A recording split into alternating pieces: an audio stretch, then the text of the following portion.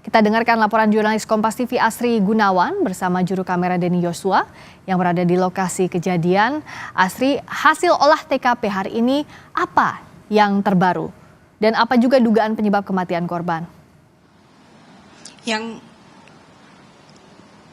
terbaru, Friska, polisi mengecek barang-barang yang ada di dalam kamar kos korban, termasuk mengecek dokumen dan juga barang berharga milik korban. Diungkapkan bahwa tidak ada barang maupun dokumen yang hilang. Selain itu, polisi juga mengamankan obat-obatan milik korban seperti obat sakit kepala, obat lambung. Tetapi apakah obat-obatan ini ada kaitannya dengan penyebab kematian korban atau tidak? Tentu ini yang masih didalami. Selain itu, polisi juga mengidentifikasi sidik jari yang ada di lakban yang ditemukan di TKP, di mana sidik jari korban ditemukan di sana. Tapi memang belum bisa dipastikan apakah ada sidik jari lain, dan tentunya ini yang nantinya akan menentukan apakah ada keterlibatan pihak lain termasuk tindak pidana di sana. Dan selanjutnya sebelumnya juga Friska dan saudara, polisi juga telah mengantongi sejumlah barang bukti berupa rekaman CCTV, kemudian lakban lilitan lakban begitu, kantong plastik hingga pakaian korban di TKP. Dan selanjutnya Friska dan saudara, saya ingin menunjukkan kepada Anda bagaimana kondisi di sekitar TKP. Juru kamera Kompas TV Denny Yosua akan menunjukkan ini adalah satu-satunya pintu masuk ke dalam indekos di mana korban tinggal begitu. Dan kalau bisa saya tunjukkan, Friska, ini pintunya sudah menggunakan akses khusus begitu. Ini untuk masuk hanya bisa menggunakan tab akses maupun juga sidik jari yang sudah terdaftar maupun PIN. Jadi tidak sembarang orang bisa masuk ke sini, hanya penghuni dan juga pemilik kos yang bisa masuk ke sini. Selain itu, ada kamera CCTV atau kamera pemantau juga di sana yang mengarah langsung ke kamar korban.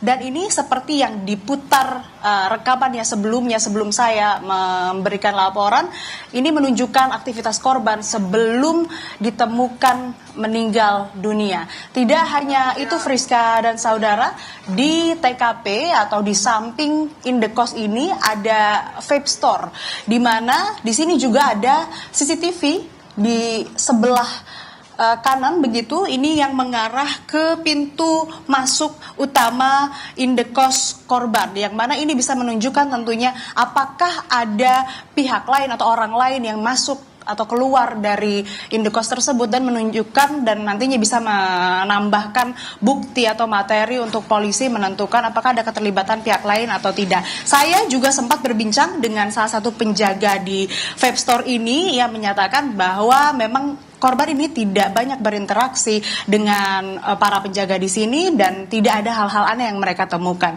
Kemudian terkait dengan penyebab kematian, Friska, tentu saja hasil penyelidikan termasuk olah TKP, hasil otopsi, pemeriksaan sejumlah saksi, ini yang nantinya bisa menjawab. Kembali ke Anda, Friska. Nah, yang juga jadi pertanyaan, apakah penjaga indekos tempat tewasnya di Polmat Kemlu di kawasan Menteng itu masih ada atau saat ini berada di mana?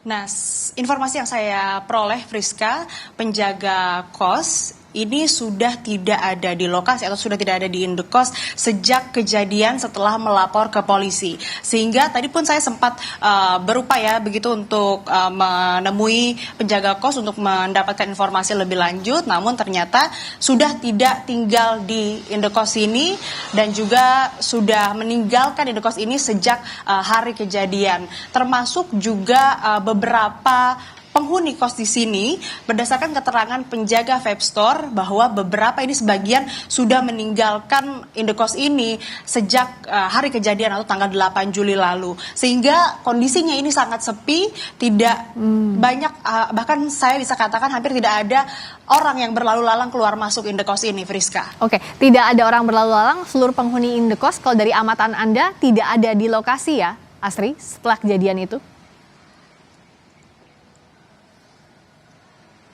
Setelah kejadian sudah tidak menempati indekos, Friska, untuk penjaga.